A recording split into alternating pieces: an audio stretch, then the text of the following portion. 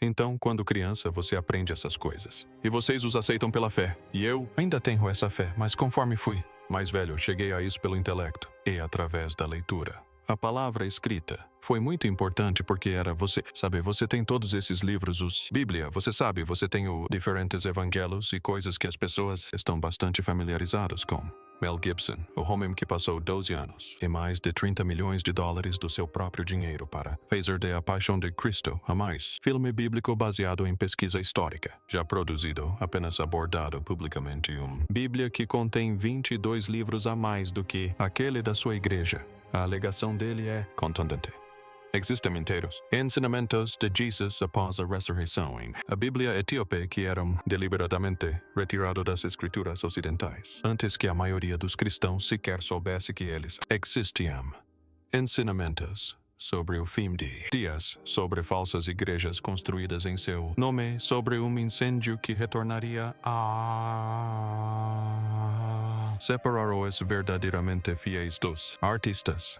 Gibson chamou isso de a mais importante descoberta bíblica do Ocidente. O mundo se recusa a discutir. E quando você ouça o que está realmente escrito naqueles, ou ao longo das páginas, você entenderá exatamente o porquê, o guardião não colonizado. Antes de analisarmos o que esses textos dizem, você precisa entender algo. É crucial. Você precisa entender o porquê. A Etiópia é o único lugar na Terra onde eles sobreviveram porque aquela parte de a história muda tudo, Etiópia. Não é como nenhuma outra nação, é uma das civilizações mais antigas do planeta com história registrada, que remonta a mais de 3.000 anos. A Etiópia foi o primeiro reino cristão no mundo.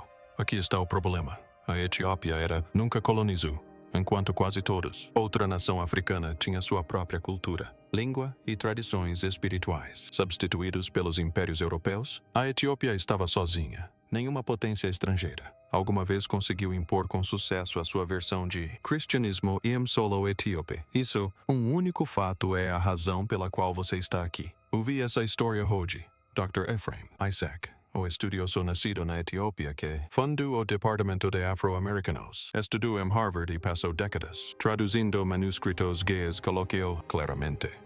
Ele disse, a Etiópia preservou uma tradição cristã independente que desenvolvida sem interferência romana, e que esta tradição contém escrituras que o mundo ocidental escolheu para rejeitar. O trabalho de sua vida se concentrou em tornando esses textos acessíveis a público global. Ele argumentou até o fim, passando que o cânone etíope representa dos mais significativos e a maioria das coleções ignoradas dos primeiros, escrita cristã existente, e obtenha esta tradição etíope traça a linhagem espiritual da nação do começo ao fim. De volta a Menelik I, acredita-se que seja filho do rei Salomão e a rainha de Sabá. De acordo com a crença etíope, Menelik trouxe a própria Arca da Aliança para a antiga cidade de Axum, onde permanece até hoje, dentro de uma pequena capela, guardado por um único monge escolhido. Ninguém, qualquer outra pessoa tem permissão para entrar. Seja você aceita essa afirmação literalmente ou não, o feito de que toda uma civilização organizou sua identidade em torno da proteção de um artefato bíblico revela algo sobre a profundidade desta cultura. Relação com as escrituras, histórica. Registros comprovam a presença do cristianismo na Etiópia. Já no século IV, não. Importados por missionários romanos, mas abraçaram diretamente. Alguns etíopes, as comunidades têm praticado sua fé continuamente por mais de 3.000 anos, tornando a Etiópia um dos países mais antigos, civilizações cristãs no planeta, mais antiga que a Igreja Católica, mais antiga do que as tradições ortodoxas orientais de Constantinopla, mais antiga que virtualmente toda forma institucional do cristianismo que existe no mundo hoje. O viajante Cosmas, do século VI, Indicopleustes visitou a Etiópia e descreveu-o como totalmente estabelecido. Nação cristã, uma que já era abrigando crentes perseguidos em toda a região quando ninguém mais seria. Bem claro, meu centro de publicidade é a nossa principal fonte, e ele viajou por todo o Mar Vermelho e o Oceano Índico. Ele parou no que era a cidade portuária de Axum. A Igreja Ortodoxa Etíope de Tewahedo desenvolve sua própria teologia, sua própria tradições litúrgicas e suas próprias relacionamento com as escrituras, tudo sem como permissão ou supervisão de Roma. Mas é o seguinte, enquanto o Império Romano estava ocupado decidindo a quais livros pertenciam, na Bíblia, no Concílio de Nicéia, em 325 d.C., a Etiópia estava operando independentemente. Os ortodoxos etíopes. A igreja elaborou seu próprio cânone. A versão mais abrangente contém 81 livros. Versão mais estreita, posteriormente declarada, oficializado pelo imperador Haile Selassie, contém 72. Ambos incluem textos que Roma rejeitou, incluindo o livro de Enoch, o livro dos Jubileus, e escritos que afirmam registrar o que Jesus ensinou após sua ressurreição. Os livros foram escritos em Ge'ez, uma língua antiga. Língua gem-litúrgica, que praticamente alguém de fora da Etiópia conseguiria ler, pois, durante séculos, as palavras permaneceram na encosta do penhasco. Mosteiros copiados à mão por monges que acreditavam que cada sílaba era sagrada. Professor Robert Gilbert, e o manuscrito, historiador que catalogou textos etíopes na Biblioteca Bodleiana em Oxford, descreveu o esforço de preservação como extraordinário. Ele observou que os monges em lugares como Debre Damo, um mosteiro, acessível apenas subindo por uma corda, fez íngreme do penhasco, escolhida especificamente, isolamento para proteger esses escritos de destruição. Os textos estavam lá, havia livros, mas o resto do mundo simplesmente não tinha acesso a eles. Até agora. Agora, se você já está percebendo que a versão de o cristianismo que lhe ensinaram pode ser incompleto, você vai querer, fique por dentro do que vem a seguir. Inscreva-se e ative as notificações agora mesmo, porque é isso que esses textos realmente dizem. Sobre Jesus após a sua ressurreição é algo que a maioria das igrejas nunca abordado, e há uma razão para isso. O livro da aliança. Um dos textos mais importantes a Bíblia etíope é chamada de livro de O Pacto, e este é o específico texto que chamou a atenção de Mel Gibson. Gibson, que notoriamente contratou equipes de estudiosos bíblicos, língua aramaica, consultoras e assessoras históricas, durante a produção de A Paixão de Cristo tem se manifestado publicamente sobre a importância do período pré-niceno. Fontes cristãs. Textos que existiam antes que o Império Romano padronizasse a Bíblia. O livro da aliança é exatamente esse tipo de fonte. Ela afirma registrar as palavras exatas de Jesus. Falou aos seus discípulos durante os 40 anos, dias entre sua ressurreição e sua ascensão. Pense nisso por um instante. Segundo, 40 dias. O padrão ocidental. Os evangelhos abordam esse período em poucos capítulos. Diversos. Uma breve aparição aqui, breve instrução ali, e então a ascensão. A tradição etíope diz, esses 40 dias não foram uma nota de rodapé, eles foram o ápice. Jesus passou esse tempo, todo o período proporcionando corpo de ensino separado, o que os manuscritos chamam de pergaminhos celestiais, conhecimento secreto sobre a arquitetura do mundo espiritual, o futuro, corrupção de sua igreja e o final, despertar da humanidade. E o que ele disse? Nesses ensinamentos não há gentileza. Não é confortável. Não é o que qualquer faria. Instituição religiosa estabelecida. Querem que seus membros ouçam. No livro Na Aliança, Jesus não fala como Rei soberano dos céus e da terra. Ele ordena a seus seguidores que construam o reino de Deus, mas não com exércitos, nem com alianças políticas, nem com riquezas. O Espírito Santo, diz ele, será o seu poder. Ele ensina que o que acontece dentro de um único coração humano importa mais do que todos os templos de pedra já construídos. E então vêm as advertências. É aqui que o texto se torna desconfortável. Jesus diz aos seus seguidores que, com o tempo, as pessoas distorcerão suas palavras a ponto de torná-las irreconhecíveis. Gritarão seu nome nas ruas enquanto seus corações permanecerem vazios. Construirão templos imensos de ouro e mármore, mas se esquecerão do único templo que importa, o templo interior da alma humana. Ele prevê guerras travadas sob sua bandeira. Ele alerta para uma era em que mentiras serão tratadas como verdades. E então ele diz algo que te deixa sem palavras. A escuridão virá quando as pessoas não reconhecerem mais a minha voz. Eis a questão. Ele vai além. Ele diz, bem-aventurados aqueles que sofrem pelo meu nome, não em palavras, mas em silêncio. Isso não é o evangelho da prosperidade. Isso não é uma promessa de conforto. Esse é um Jesus que caminha ao lado dos esquecidos, das pessoas que creem profundamente, mas nunca dizem uma palavra, daquelas que o mundo ignora sem dar a mínima atenção. Dr. Getachew Haile, um dos mais prolíficos estudiosos de manuscritos etíopes, que trabalhou durante décadas no Museu Hill e na Biblioteca de Manuscritos em Minnesota, passou anos catalogando e traduzindo textos da tradição etíope. O livro dos Jubileus, que eles chamam de Antigo Testamento, foi encontrado apenas na Etiópia. Não existe em outro idioma. Sua pesquisa demonstrou que o Livro da Aliança não era uma invenção medieval, mas parte de uma tradição textual com raízes profundas nas primeiras comunidades cristãs. Seu trabalho confirmou que os escribas etíopes tratavam essas passagens com a mesma reverência que dedicavam aos 4 evangelhos canônicos. Isso é dizer o mínimo. Esses monges não se limitaram a preservar o texto. Eles construíram toda a sua vida espiritual em torno dele.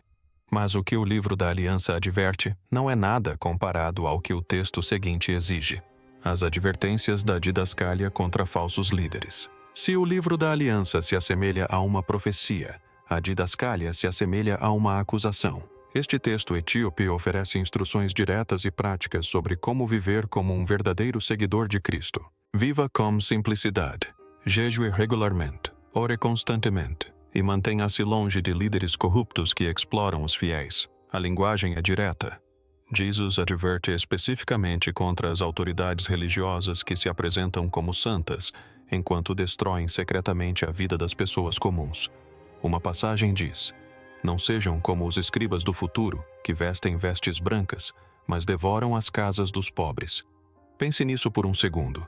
Escrito há séculos, descrevendo um padrão que se repete em todas as gerações desde então.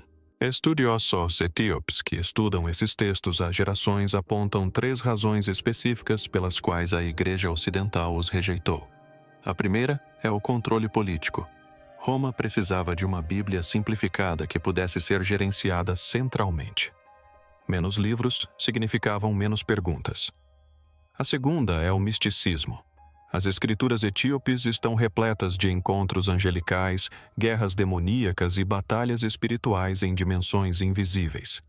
A liderança ocidental considerou esse material perigoso demais, com grande probabilidade de inspirar os fiéis a buscar a Deus sem supervisão institucional.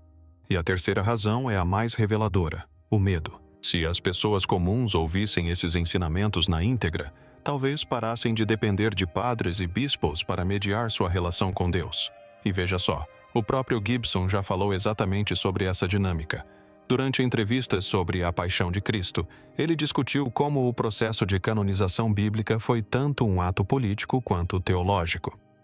Ele mencionou repetidamente seu interesse em textos que os primeiros concílios excluíram, chamando-os de contexto essencial que a maioria dos cristãos nunca teve a oportunidade de avaliar por si mesma. O professor Paolo Marassini, filólogo italiano que dedicou sua carreira ao estudo da literatura ge'ez na Universidade de Florença, argumentou que a didascália e textos etíopes relacionados representam uma vertente central e autêntica do pensamento cristão primitivo, que foi sistematicamente marginalizada, não por ser herética, mas por ser inconveniente.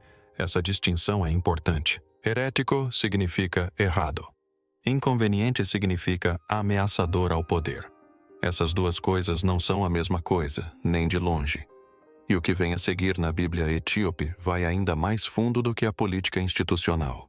Aborda a própria natureza da alma, os ensinamentos ocultos. Agora, entramos no território mais radical da Bíblia etíope. Os ensinamentos que tratam da vida, da morte e do que Jesus chamou de despertar do verdadeiro espírito. Nesses textos, Jesus fala sobre a morte de uma maneira que a maioria dos cristãos ocidentais jamais encontrou. Ele diz que o corpo é como uma roupa que se desgasta, mas o espírito continua vivo, retornando ao seu verdadeiro lar no fogo e na luz de Deus.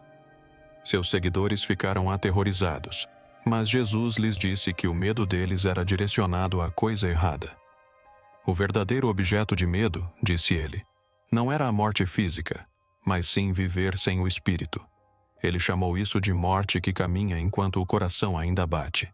Uma pessoa pode estar viva fisicamente, mas completamente vazia por dentro, afastada da luz divina, preenchendo o vazio com ruído, posses, orgulho, esquecendo-se de que a presença de Deus já habita seu próprio coração.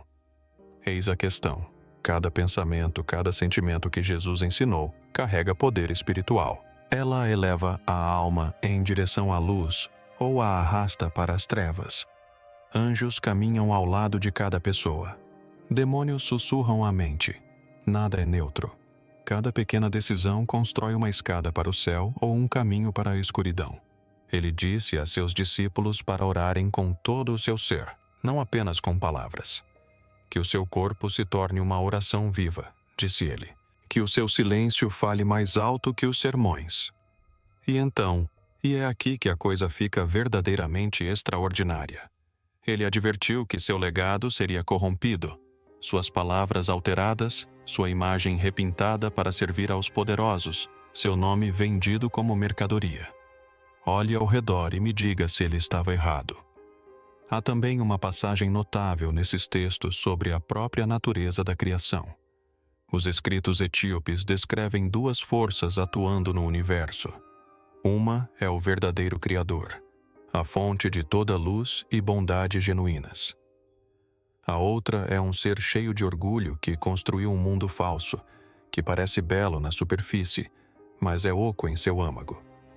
Esse ser, cego para a luz maior acima dele, declarou-se o único Deus. Mas ele era um construtor de sombras, não de espírito. E veja só, Jesus diz que entrou neste mundo falso não apenas para perdoar pecados, mas para despertar as pessoas da ilusão por completo. A verdadeira luz de Deus, ele ensina, ainda vive oculta dentro de todas as coisas, mesmo na mais profunda escuridão. A missão de cada alma é encontrar essa centelha enterrada e levá-la de volta à luz eterna. Essa é uma compreensão fundamentalmente diferente da salvação daquela que a maioria dos cristãos ocidentais já aprendeu. A doutora Kirsten Stoffregen Pedersen, a acadêmica dinamarquesa que passou anos vivendo entre comunidades monásticas etíopes e estudando seus manuscritos em primeira mão, descreveu essas passagens como representativas de uma forma de cristianismo muito mais interior e exigente do que qualquer coisa preservada pela tradição ocidental. Ela escreveu que os monges etíopes com quem trabalhou viam esses ensinamentos não como relíquias antigas, mas como instruções vivas, tão urgentes hoje quanto no dia em que foram proferidas pela primeira vez. Mas Jesus não se limitou a advertências sobre o presente. Ele olhou mais para o futuro, muito mais para o futuro.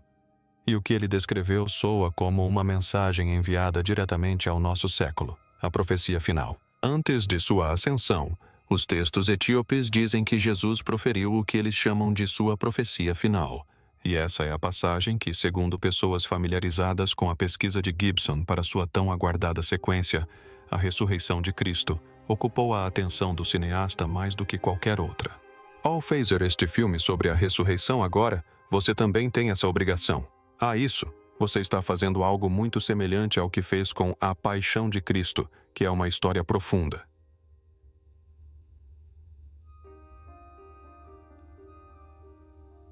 Sim. Por quê?